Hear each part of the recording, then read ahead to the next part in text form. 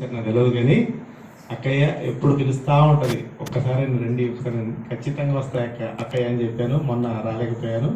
ఇప్పుడు ఈరోజు అక్కయ్య కోసం తప్పకుండా మీ అందరినీ కలుసుకోవాలి. ఈ శాఖలో నేను ఇక్కడే ఉండి ఇక్కడే నివసించిపోయాను. నేను ఒక 10 ఏళ్ళు అయినప్పటికీ కూడా నేను ఇక్కడ ఇల్లు కట్టుకోలేదు. నాకు అంటే అక్కడ రాసి పెట్టింది మనకి వరంగల్, కాబట్టి అక్కడనే నేను ఇల్లు కట్టుకొని అటు షిఫ్ట్ అవ్వడం జరిగింది.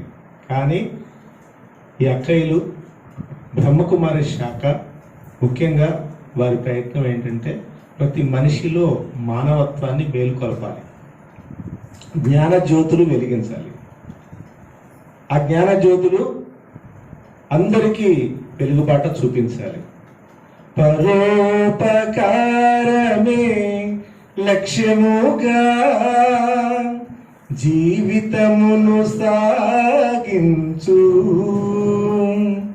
కలతలు లేని ప్రేమ పాఠాన్ని బోధించు, అందరి సుఖమును కోరుతూ అందించు నీ సహకారం, అడుగడుగున నీ ఆలోచనలే నీ ఉన్నతికి సోపానాలు,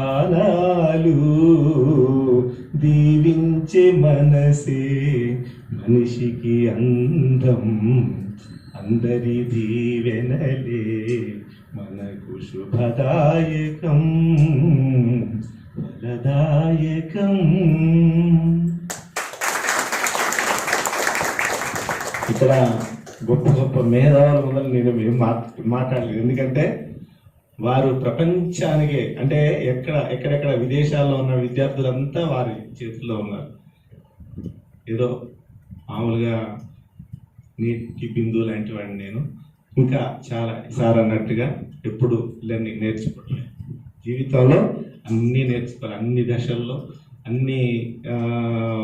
అక్కయ్య వాళ్ళు చెప్పినటువంటి నాకు అక్కడ ప్రశాంత్ అక్కయ్య, ఇంకా శ్రీలత అక్కయ్య, వీళ్ళందరినీ కనీసం ఒక నెలన్నా వెళ్ళి వాళ్ళతో కలిసి ఖచ్చితంగా నేను పార్టిసిపేషన్ చేస్తాను నా టైం తీసుకొని. తప్పకుండా మీరు రావడమే కాకుండా మీ బంధువులకి స్నేహితులకు కూడా ప్రతి ఒక్కరికి చెప్పండి. ఎందుకంటే జ్ఞానం అనేది ఒక నిధి లాంటిది. నీరు, బావిలో నీళ్లు ఎట్లా తోడుతుంటే ఊరుతుంటాయో మన జ్ఞానం అదే విధంగా పెరుగుతుంది.